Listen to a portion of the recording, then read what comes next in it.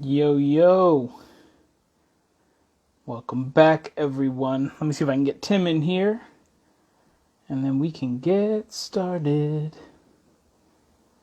And again, I'll try my best to do this without looking like a... All right. So once Tim pops on, we'll get started. Hope you guys are doing well. It's been nuts. Whoa! Look at those cheeks. Look at that chin. Where'd the beard go, bro? Oh yeah, that was 2 weeks worth of stubble growing out. So Yeah. part of a midnight, I feel like I haven't accomplished anything. Time to vacuum and shave and all that kind of fun stuff. Time to vacuum and shave. Okay. I know. I'm gonna shave for the weekend.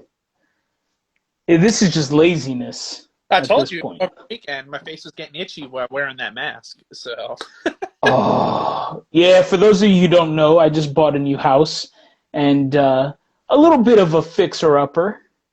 So Tim and I have been vaccinated, N95 double masking as distant as we can be, yeah, quarantining. He came down and helped me out get some stuff done. yeah. Oh, what's up, Mama Smurf? I see a wave. I don't really know how to respond. Like, if I hit wave, does it? Oh, it does. There it goes. Oh, cool. I waved at Mama Smurf. Sweet. So we've been doing some work on the house, but yeah, I'm for this weekend. So this weekend we're drywalling the garage. Yep. And I was like, I've got to shave because although I'm on the fence, man, because whatever's like that dust and stuff. When I got home on Sunday and I went to go take a shower, like my face was all red, like splotchy red. Now when I got out of the shower, it was calmed down, it was chill, but like whatever was kicking up irritated me. And I was like, maybe I should keep the beard as a little bit of protection. Well, nothing would have protected me from what happened after I got out of the shower on Sunday, which was hit with the COVID vaccine side effects, which, let me tell you, was the weirdest 4 hours of my life because I was so cold, my teeth were chattering. Everything hurt.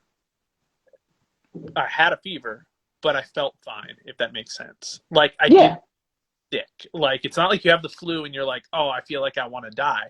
I felt fine. I could have a conversation with somebody perfectly normal, except I thought I was going to break all my teeth, and it hurt. So Alyssa got hers, her second dose. She didn't have anything on the first dose. Second dose, she got like severe body aches. Like the next morning, like couldn't move, got a fever. I didn't get anything. So then I was like, dude, maybe it's not working. But then I started thinking, maybe my body's just a beast. Right? I would have been one of those lucky fat guys that would have had like nothing happen to them. But anyway. Wholly unexpected. But I just think it's funny, like they tell you if you have the side effects to help you calm down, they're like, that just means your body, it means it's working, right? Yeah. Like the vaccine is working. And then you're like, well, I didn't have any side effects. And they're like, no, that's great. That means that it's totally still working. And I'm like, I really want to know, had we not been busy and working all day on Sunday, if I would have felt worse sooner. Like, was I just shaking it off because we were like rolling and doing all that work? And that's when true. I, finally sat down, my body was like, hey, or did it really not set in? So it was weird. Well, good news. I'm gonna keep you real busy this weekend. So let's see what before we jump in. So this week we're talking about the movie Let Him Go. It's not available to stream anywhere in terms of for free, but it is available for rent or purchase wherever you get movies. Rental price $4.99, $5.99. I bought it because it was $14.99 to buy it, and I'm always on the fence. Like, what if I like it? I'm gonna pay the $6, and then I'm gonna want to buy it, and then I'm gonna pay another $14. Yep. So sometimes I'll just buy it, and that's hit or miss. We'll chat about that in a second. Yeah. I'm wondering if there's like a Kevin Costner rule. If he's in it, is it worth buying? Well, you gotta be careful, man, because Kevin Costner he's got some Uh, good ones. but some really, really bad ones too. Yeah, yeah. But I feel like so this one, uh, Yeah. yeah, this one. I'm gonna struggle a bit this week because I have I feel like my review of it is as mixed as the reviews of this movie. I am not sure that we have watched a movie like this, or I'm in that I mean made me feel the way that this movie makes me feel, or my review of this movie ends up being. It's complicated. It's very complicated. It is. I think for me the short. So also out the gate, I want to apologize for anyone watching this later on now, whatever. I am struggling. Dude, I first of all, I keep forgetting we're doing these, and it's not that I'm forgetting we're doing it. I'm forgetting what day it is Yeah, that's fair. because I'm like grinding all night, all day, at work and then dadding and then packing and running over to the house and trying to fix X, Y, or Z.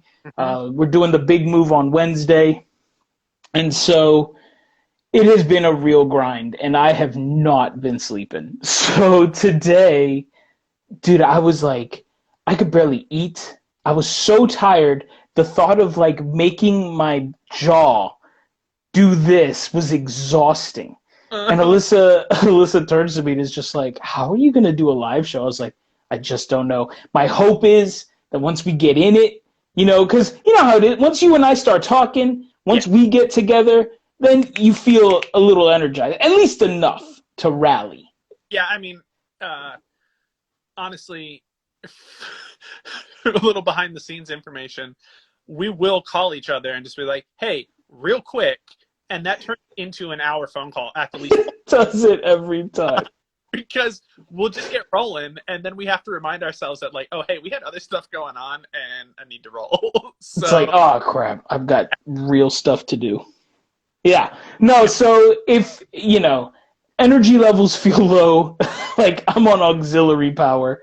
So if that comes across, my apologies. But let's dive in and let's see how this goes. Let Him Go. So Let Him Go came out in 2020, November of 2020. It was supposed to come out earlier in the year. Pandemic pushed it, but this was a movie that did not let itself get pushed too long. yeah. I think the original release date was August, and they bumped to November. Not a major shift, which kind of, I think this was a situation where they kind of looked at it and said, well, I don't know, man. Yeah, maybe they were just like, let's give it 2 months. Maybe we'll turn the corner. And then it was like, this is never going away. So, And there's, I would imagine the break even point on this is probably a little bit lower, right? Like, this is not, I don't know if, like,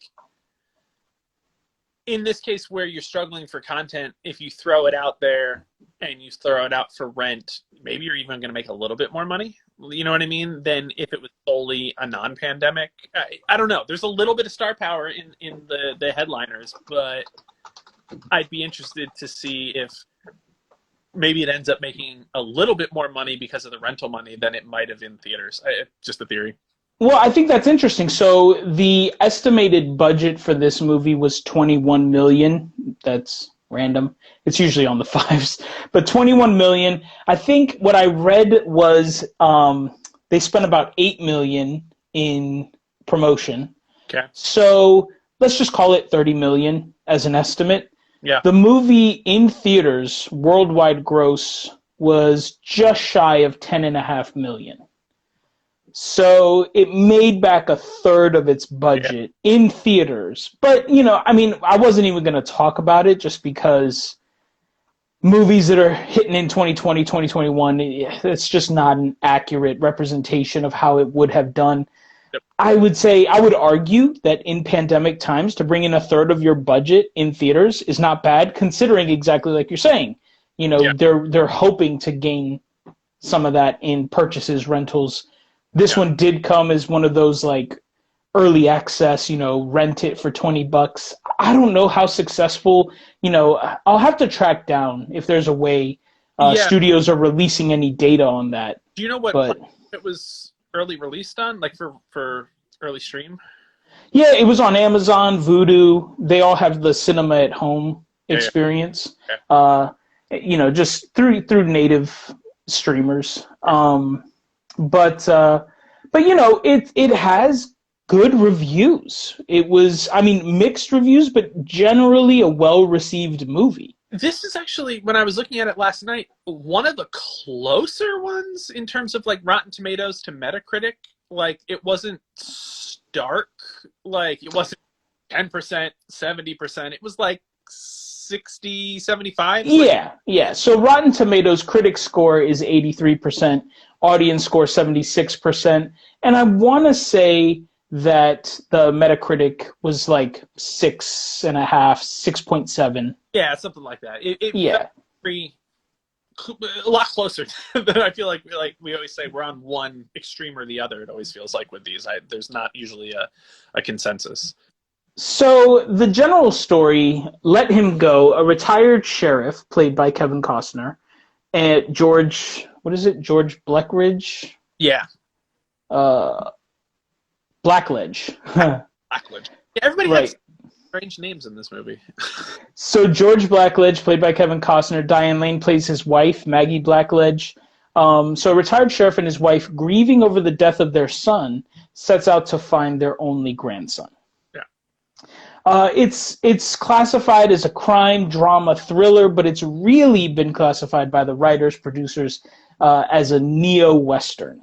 The movie, I know you and I were having a conversation. So, and I didn't know this, and I apologize. I have not done a ton of research because I just found out that it's a book. Yeah, But yeah. it is a book. It's based on a book.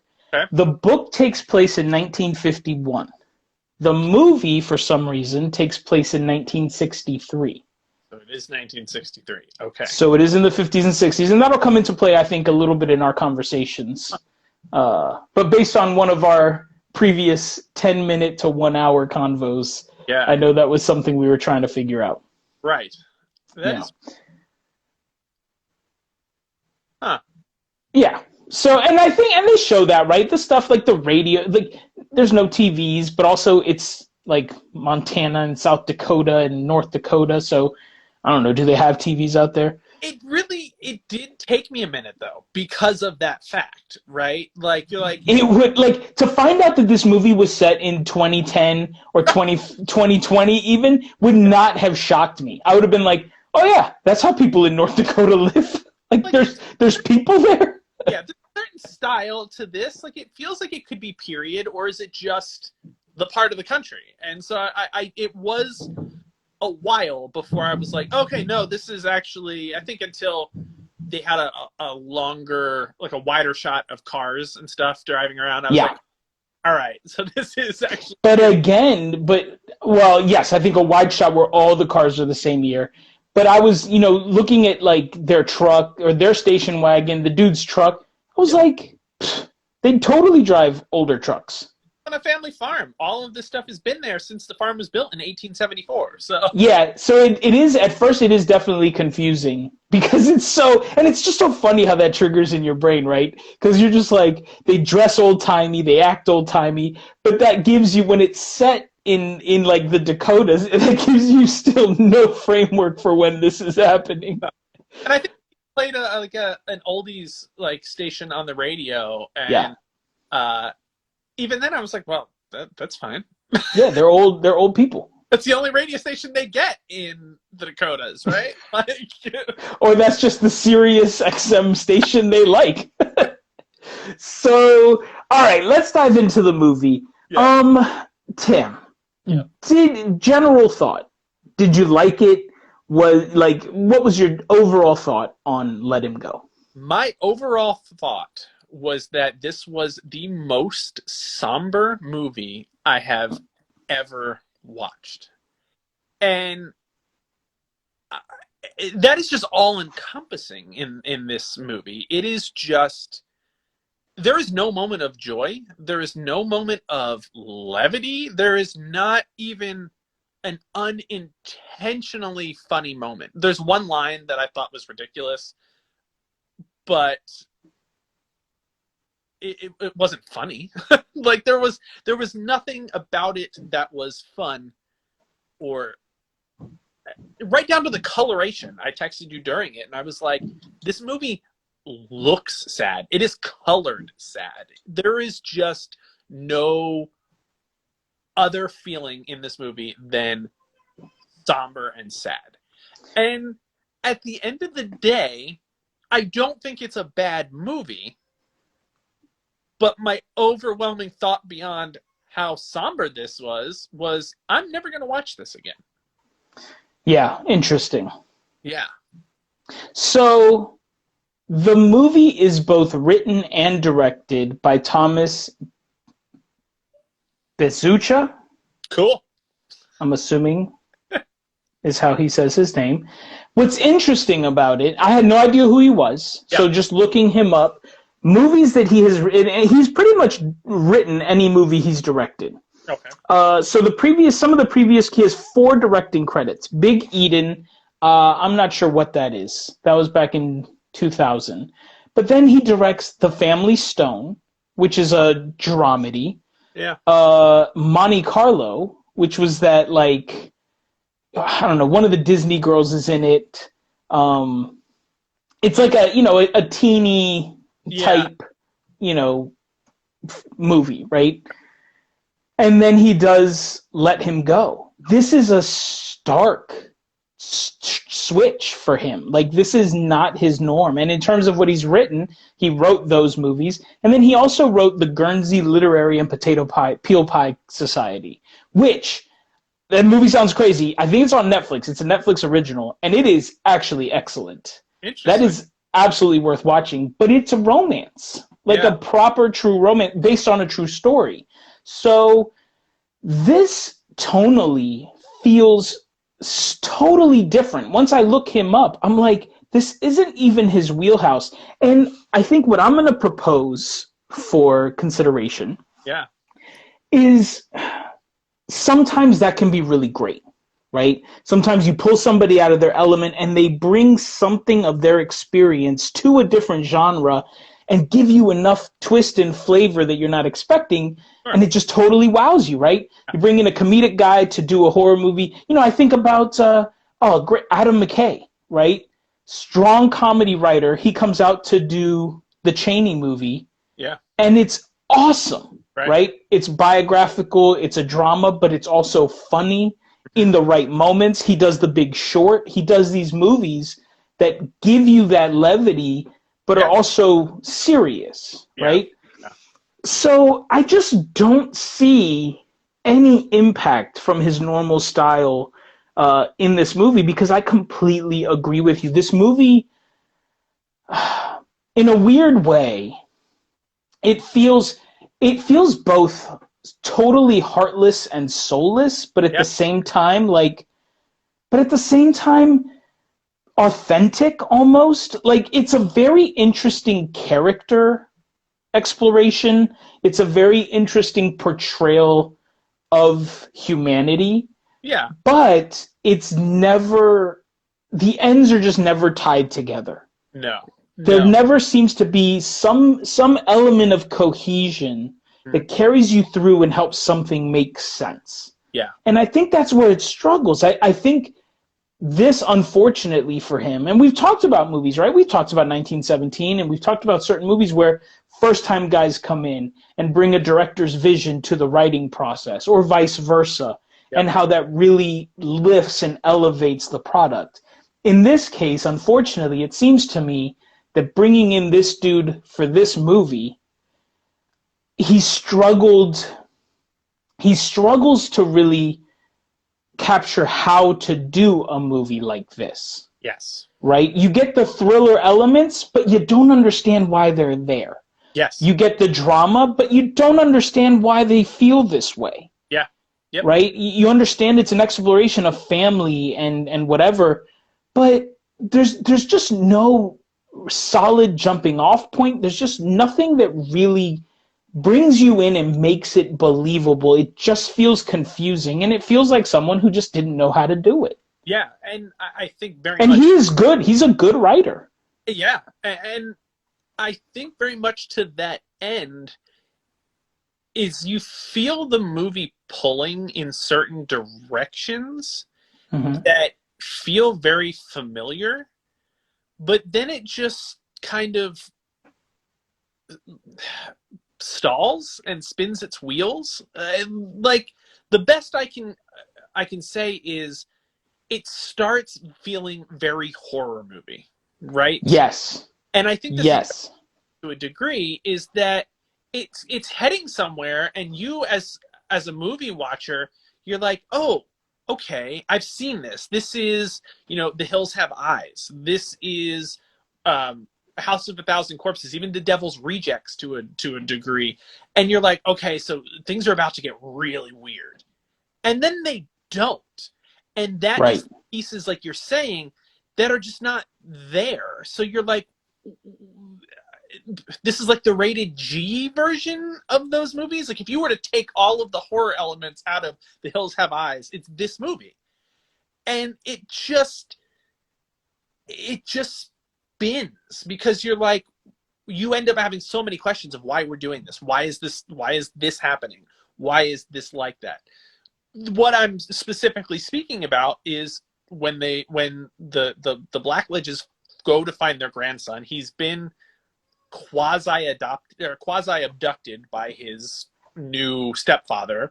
He takes the mother and their daughter-in-law and the grandson away after she's remarried, and he lives on like this old homestead outside of a town, and it feels very, Hitchcock Psycho house or Rob Zombie's House of a Thousand Corpses house. And when the creepy, family member brings them to this house, you're expecting to walk in and, they've got crud in the front yard. They've got rusted out vehicles and a porch full of garbage. And you walk into the kitchen and you're expecting to see body parts. Like, that's what you feel is going to happen, or something strange. And it's just the mother of this family talking about pork chops. And it just, you felt like someone came in and said, whoa, we got to pull this back. And they pulled back all of the elements that would have put this movie in a certain direction, and then just kind of left it hanging. So the idea, the general premise is the Blackledges, their son, we see him die in the first couple seconds. Yeah. And it's in the description, not a spoiler, right? He dies. The widow and their grandson live with them. I mean, and time passes. When he dies, the baby is tiny, and when she remarries, he's like 6, right? So sorry, I'm getting notifications here of people commenting on my Google Photos albums. So she remarries to this kid whose last name is Weeboy, right? Yeah. So a little while later, he moves them to the Dakotas to be with his family, doesn't tell the Blackledges they're leaving, and the mother, or rather Maggie Blackledge, Diane Lane, sees him slap the boy around a little bit and then slap the wife around in the street. Yep. This sets her off. She wants to go save the kid, bring him back to live with her. Yep. So they track down this family. In the course of tracking down the family, the Weeboys, and I think this is where it speaks to what you're talking about. Yeah. This movie very much opens up as a neo-Western drama, right? It feels like a cowboy movie. They break horses. They have a ranch. They live in this tiny town. They go on this quest, I mean, short of riding horses to the Dakotas, it's very much a Western. Which they would have. I mean, well, right. He actually says she will at one point if her husband George leaves her to fend for herself. So right. So then it takes a very sharp turn when they actually track down the Weeboy family. As we take this journey, everyone they run into, and they're trying to find out, because there's sort of segments of the Weeboy clan in various parts of that part of the country, right? Yeah. You've got some in Montana, some in this place, some in that place. It's lousy with wee boys. Right. So they go to each sort of each cousin or whatever, asking for information because they don't know where the grandson is. Yeah. And everyone is basically alluding like, oh, you go poking around, they'll find you. Oh, you go. So they're very much set up as like this powerful family Yeah. in this town. Like they own the town, like they're the law, right? Right. Right. But we don't really get a sense as to why. Right? It's never explained, like, is it sort of like this mob type situation? Mm-hmm. Is it, like, I think about movies like Open Range, where it's a cattle rancher who wants to drive out any free grazers because his cattle are there and that affects his bottom line. And he's got security who kind of like a gang terrorize this small town. And right, these things make sense. And these are the classic tropes of a Western. Yeah. You can also go the other way, and I think this movie makes a hard shift as they get closer to the Wee Boys, where you go more into the thriller horror vein, where you've got this weird, like, backwoods, creepy country family who are just a bunch of psychopaths who will murder outsiders for whatever reason. Yep. Right? Or this weird psycho type of, mother-son relationship, just some sort of a twisted element. And it's just like you said, they wouldn't commit the dial one way or the other. Yep. Right? And I could see a lot, like, I wonder if this movie would be better if they would have just embraced the thriller horror genre. Yeah. But I can totally see Kevin Costner being like, nope. Which is interesting because he did Mr. Brooks and did it very well. So, I don't know. I think this movie hits a point where it doesn't, it hits a fork in the road. Yeah. Where it needs to choose to be a Western drama or a thriller horror. Yep. And it just decides to just plow the median and drive through the cracks and not commit to one or the other. And I think the movie suffers for that because you get to a place where you're just like, why are these people so weird? Why are they so bent out of shape? Yep. I would argue, too, that maybe there's an authenticity to that. We know as much as the Blackledges also know. Yeah. But I think that's an interesting approach. Yeah. But it's just not a comfortable movie viewing experience. We, as movie viewers, as an audience, need a little bit more exposition and understanding as to the why for us to buy into the story. So it could just be that it's too real. I don't know. I think talking about like a neo-Western, I really come back to No Country for Old Men, right? And this is a poor man's No Country. Yeah, and it really, think about what sets that apart, why you are so scared of Javier Bardem's Shigeru, right? You have seen moments in that movie where that man is just a cold-blooded killer. That scene where they're in the gas station and they're going to flip a coin, and if it comes up heads, he's killing this poor old gas station man. It doesn't matter who this guy is. He's flipping the coin, and this guy is dead. And you even get the sense that like it comes up in the cashier's favor, and he's bummed that he doesn't get to kill him, right? Like he's just like, well, but I would have, right? There's nothing that sets that up for this Wee Boy family. There's nothing. We don't see them beat somebody for looking at them strange earlier in the movie. So later interactions with them, you're just kind of like, I don't know what they're gonna do, but not in I'm scared of it sort of way. It's just at this point nothing feels natural for them. And there's 3 of them to 1 of George Blackledge.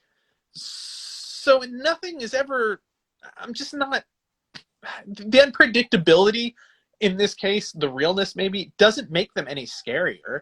It just made me wonder, like, what is their deal the entire time? They seem like a bunch of, backwoods weirdos, but I'm not even necessarily scared of the boys, because it's the mom who ends up like pulling out a hatchet.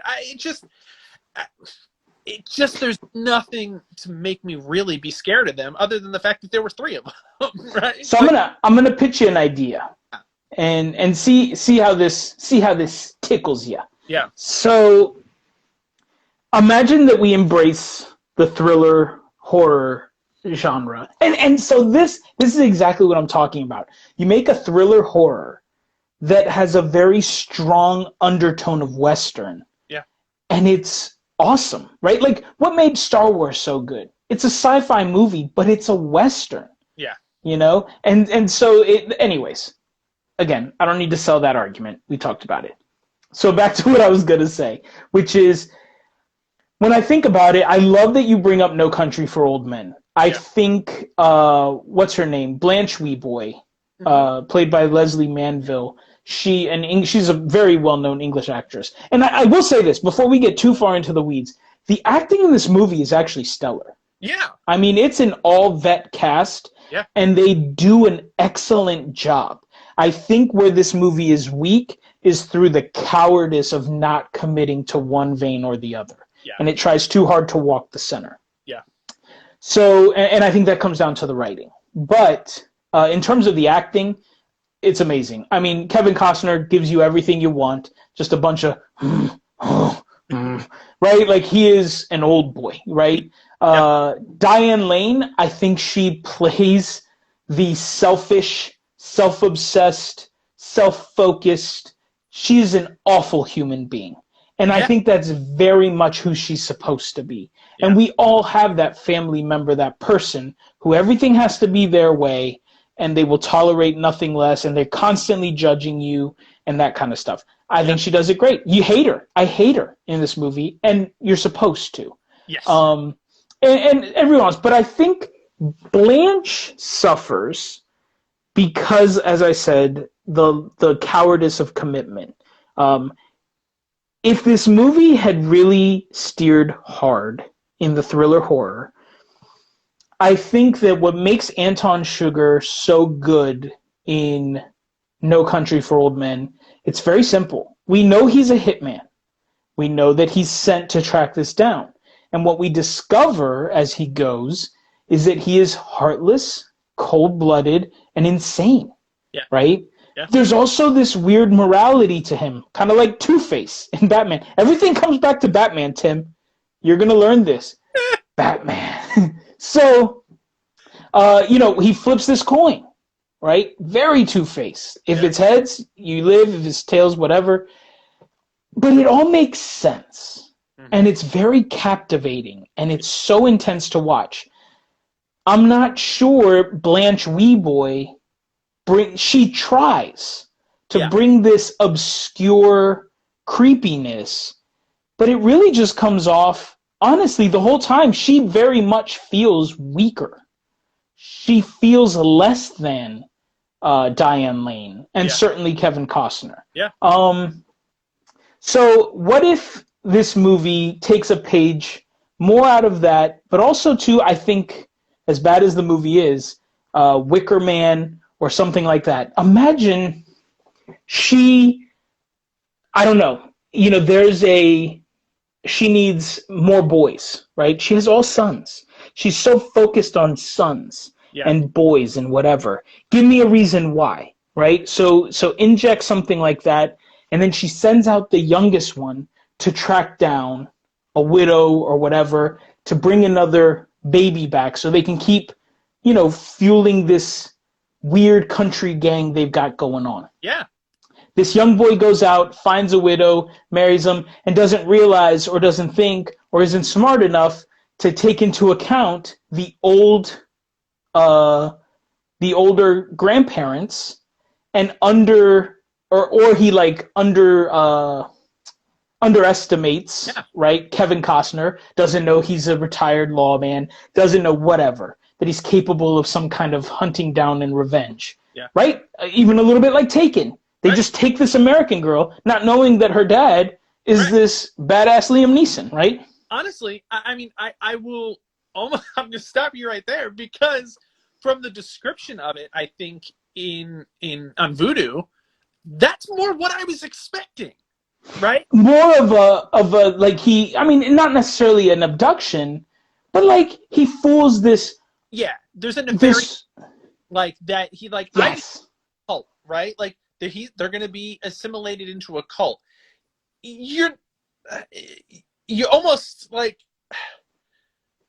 you. There's really no back. There shouldn't be any back and forth with the daughter-in-law. Like she's bruised through most of this movie. She should just be like, "Yeah, I'm coming with you." Like we're not even given enough to understand what power that the wee boys have over her, that she doesn't want to just up and leave with Kevin Costner and Diane Lane. There's just nothing there. So you're absolutely right. I dig every part of what you're throwing down there. I mean, and with her, I can understand. I think what we're supposed to gather is, any battered woman, anyone in an abusive relationship, the fear of they're going to kill me, right? And you have a child that you want to. I totally understand her not wanting to go. I think out of fear, not out of desire, just out of fear. But yes, man, give me a mess up, and then all of a sudden you've unleashed this badass sheriff, Kevin Costner, who's gonna come and just start picking wee boys off one at a time. Make the family bigger, make the gang bigger, make the stakes a little bit more, make it a little more. Really lean into it, and I think that would have been so much more interesting than what I got, which it's a slow burn. It's interesting character story. It's an interesting, is it worth a watch? I think that's a hard question for me to answer because I would never watch this movie again. I watch every movie twice. Yeah. I really struggled. And I didn't watch this movie a second time, but I did go back and rewatch certain scenes to make sure I wasn't missing more explanation as to who these wee boys are and why anyone should be afraid of them. And that's not in there. Yeah, it's not. And honestly, the other point that you just brought up is, if this is supposed to be about, a neo-Western about this sheriff, it's really not about Kevin Costner. Diane Lane is really the one that's driving this, and she was ready to head off without him, and he is reluctant to participate in this whole thing, to the point that on the night that their daughter-in-law is supposed to get their grandson and leave in the middle of the night and meet them at the hotel so they can hightail it back to their ranch, he falls asleep. He doesn't wait up with his gun in his hand, expecting that if something goes sideways, these wee boys are going to show up. He just assumes everything's going to go well to fall asleep. And when they do show up, he kind of really just lets them in the hotel. There's not much of a struggle to keep them out of the hotel room. And he's not armed. The gun is, in his suitcase. And so for being a 30-year vet, a sheriff, he doesn't come prepared, right? Like, yeah. He's so reluctant to participate in this that when he does go off, right, it's with a lot less fingers and completely unprepared, and all of that is over, right? There's really no payoff to him. He doesn't go crazy. He doesn't go badass. You get these moments of like, oh, he had a plan, but it just it fizzles, right? It just fizzles out. So you're 100% right. And that's where I struggle with this. It's not necessarily a bad movie. It just doesn't own what it is. And absolutely, because you have to pay to rent it, I can't really say go watch it. If it's for free, if it's on Netflix or Prime, I think if you're in the right mood, go ahead. But I don't know what that mood is, right? This isn't Friday night kickback with a couple of beers and, it's not a popcorn movie. This is a ruin your weekend movie. It's just so somber. It is. No, it really is. And so I want to make one more sort of Yeah. point, and for us to think about.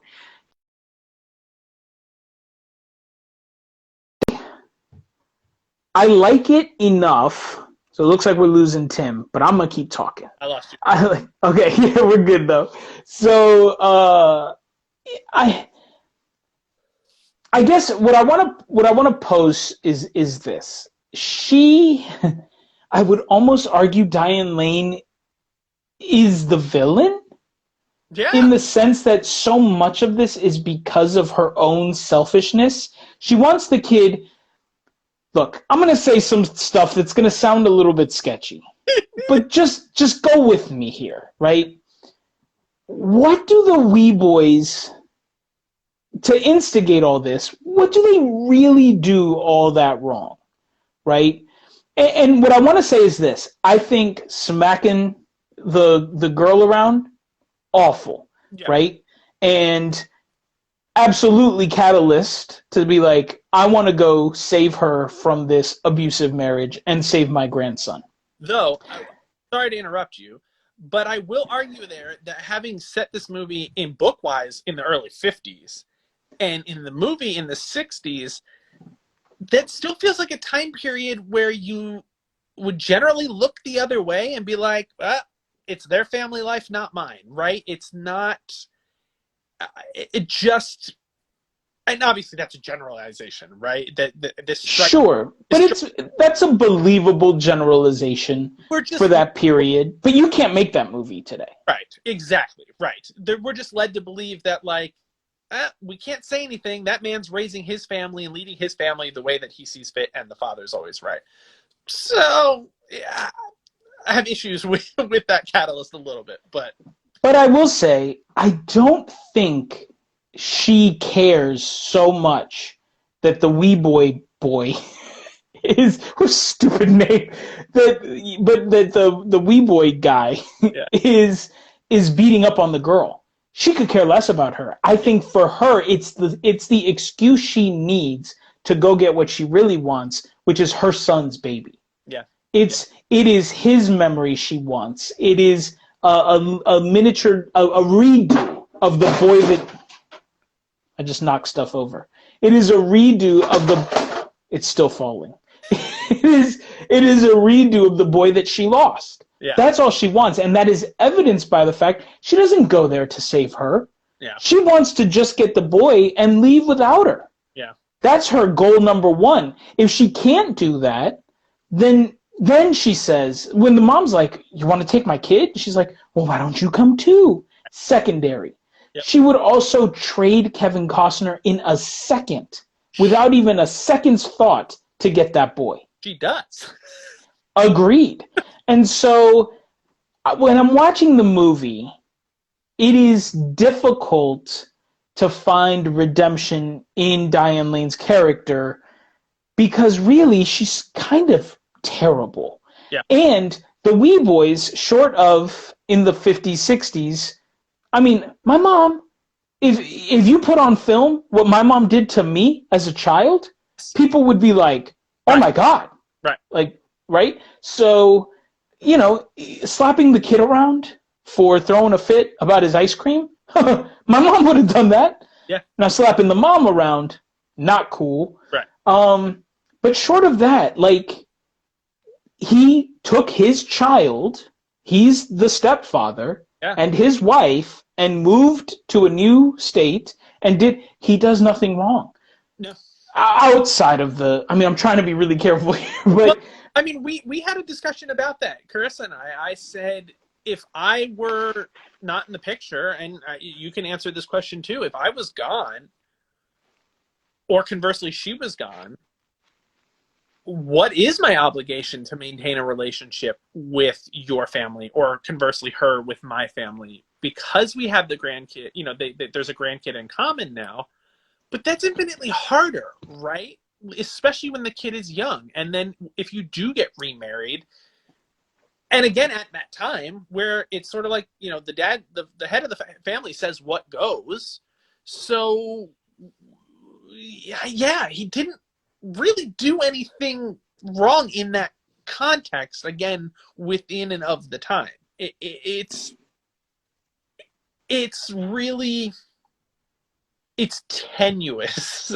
I think the what sets her off, and you get it, but I don't know that it's pack the gun and go on a vengeance mission critical. Like, And if it is, why isn't she the one doing it? yeah, Right? yeah, Let's make her the badass. yeah, Maybe she's, like she's a rough rider. She breaks horses. Grew up. She protected the homestead. Like, let's have her go out there and just be a total badass and start slaying people. Tell me it wasn't headed that direction. I would have loved it. And that would have made more sense, because I think part of what really bothers me, Kevin Costner through the whole movie doesn't want to do any of it. He's reluctant to participate. He doesn't want to go get the kid. I mean, maybe he wants to, but he doesn't see a legitimate course to do that, right? Like, and he's a lawman. He has no legal standing to do that. Yep. In the real world, if you're worried about battery and you're worried about abuse, right, you would involve an authority and say, here's what I witnessed. The kid is unsafe. The mom is not safe. We need to help them, whatever. This whole revenge thing, I see it as more of an emotional response that I totally would have believed more if it came solely and completely from Diane Lane's character. I think like Jodie Foster in Brave, that, or the Brave one, right? Yeah. Where, like, let's let her be the badass. I'm all for it. He is reluctant from the start. He doesn't want to do any of it. It costs him everything, and it seems like the only reason he wants to do it is because he feels like he owes his wife something. Yeah. And he wants her to smile again or whatever, even if it costs him his life. Right. And it just doesn't feel like enough for me. Yeah. I would have bought it so much more, right? If she had seen that, and in her grief and in her anger and in her concern and longing for the kid and all this kind of stuff, she acted rationally and went after this kid. Now, that would have certainly made her a lot more of a villain, but I think the fact that he slaps the people around, that allows us to forgive it. The overreaction, the responses. I mean, we do see the wee boys do some terrible things as things go on, but arguably because they're being instigated. Yeah. It doesn't excuse what they do, but they're not the only ones doing bad stuff. Right. So you're kind of rooting for two sides of a crappy coin. Yeah. I mean, and of course, the Blackledge side's a little less crappy, but just in different ways. Anyways, so all of this to say, I think this movie suffers from a lot of things. I agree with you completely that, I mean, you swayed me. This movie is not worth a rent. It's certainly not worth a purchase. I would say, though, it's interesting. It's close. It's close to being something a little different and a little bit intriguing. Yeah. And I think it's close enough that if this movie makes it onto like HBO Max, Netflix, Amazon, if you're prepared to just kind of feel dead inside at the end, then it's worth a watch. I think it's interesting, and I think it's well acted. It just misses the mark. I would say I'm curious of what the book adds. Right? I don't know that I want to read it, but I'm certainly gonna like Wikipedia it. Yeah, right. Like, what is there pieces of that were removed that hollow it out, right? That answer these questions that we have. Yes. The last thing that I want to pose to you, because I've been thinking a lot about this, is who is the he? Who is the him in Let Him Go? Ooh, so I've thought about that a lot, and I think that answer is multiple choice. Yeah. And I think it's D, all of the above, right? It's Let Him Go, the son who dies, because that mourning is the real catalyst for everything. Yep. If she could let her son go, then she wouldn't be so overbearing and on top of the little boy, and none of this would have happened. Yeah. Let the little boy go fits as well, right? You don't really have a recourse. This guy can take his family wherever he wants. Yeah. So just because you want him doesn't mean you're entitled. Yeah. So I think let him go. And then obviously in the end, you know, I mean, we're telling people not to watch it, but in the end, she is through the decision she has made, she has to let her husband go. Yeah. And now you have to ask yourself, is it worth it? The price that you've paid, right, for one is exorbitant. Yeah. So yeah, I think it's well named. I mean, you know, it's all of them. It's all of them. You got to let them all go. It really is. It truly, truly is. And I think in the end, I think she had to let the son or the grandson go.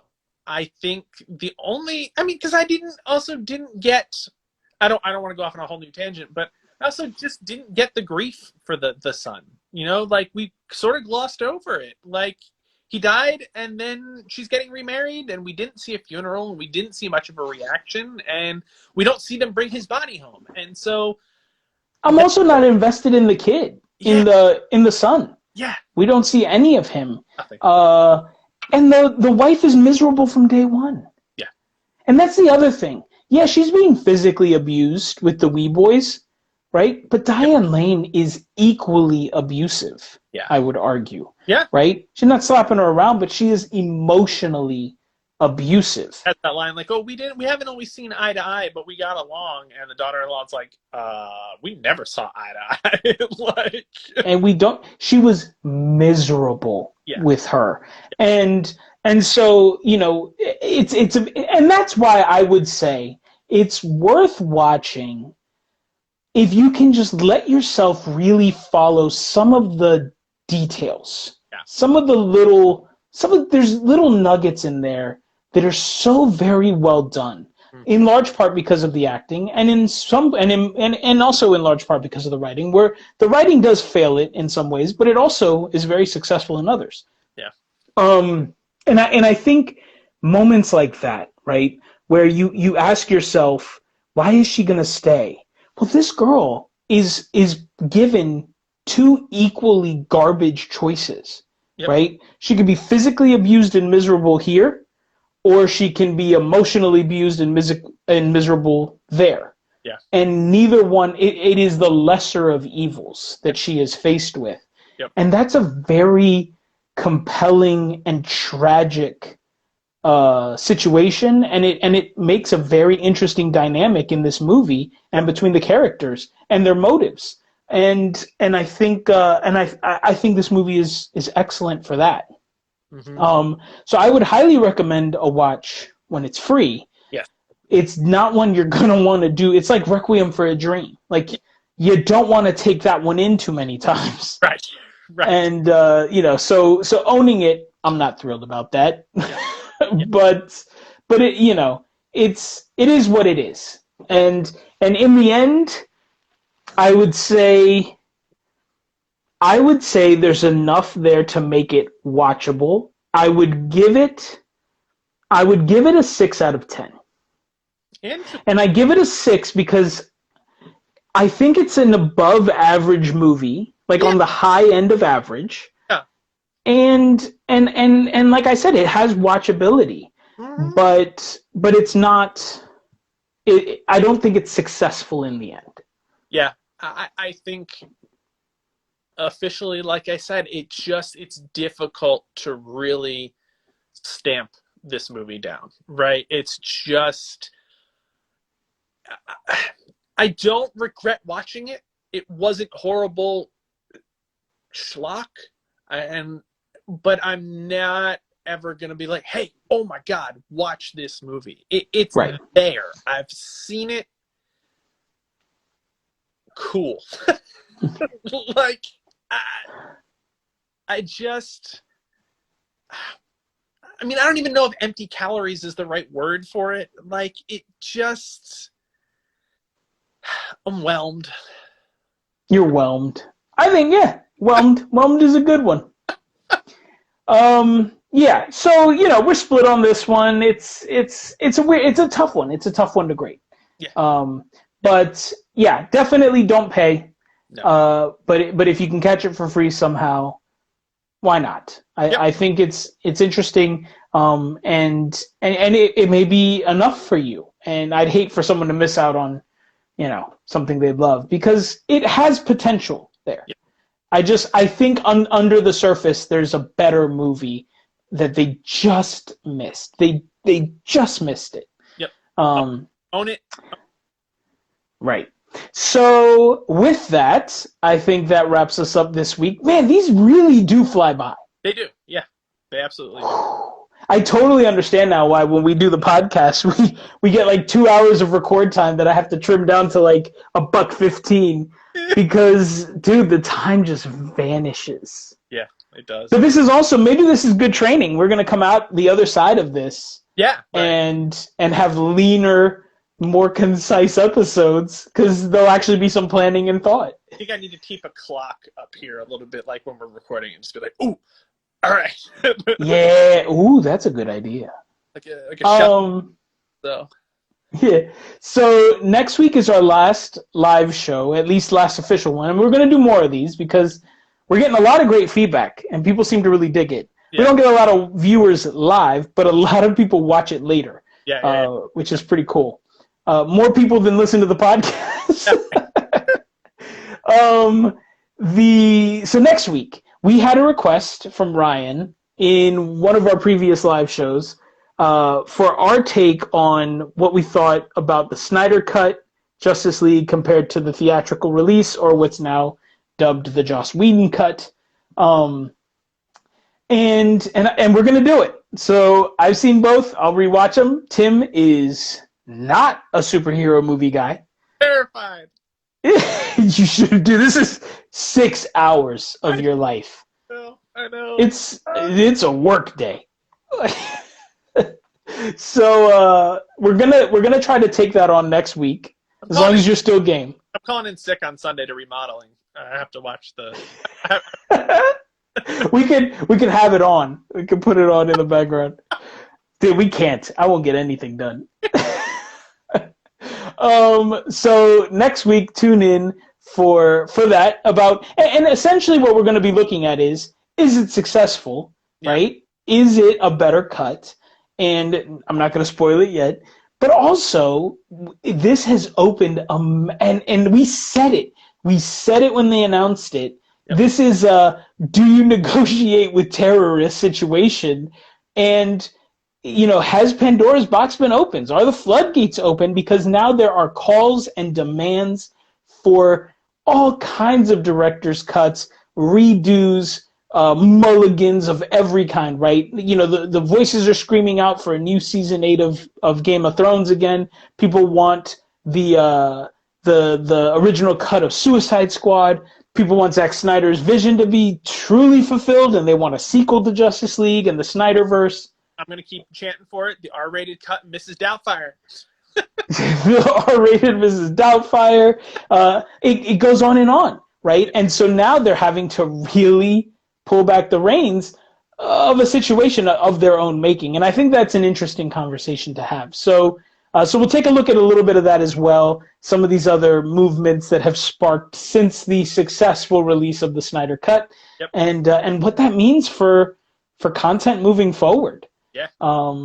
Anyways, so tune in next week. Even if you're not a superhero guy, it'll be fun to watch Tim freak out about it and just be force-fed Batman. Yep. Which is always my favorite. And then and it should be an interesting conversation. And when you're live, as always, shoot us questions down below with the little question mark bubble thing, or just comment and we'll see it pop up. We don't have so many people that it's as distracting as I thought. Yep. It's not distracting at all. So thanks for joining us. Thanks for watching. And we will catch you guys next week. And then podcast episodes back to their normal schedule starting on April 29th with Tombstone. So our Tombstone episode will be going live on the 29th, and we'll be back to our normal routine, maybe sprinkling in some of these little video things from time to time. Love it. Love it. Awesome. Tim, my friend, Yeah. Thank you so much. Awesome. Mama Smurf, thanks for joining us live. Yeah.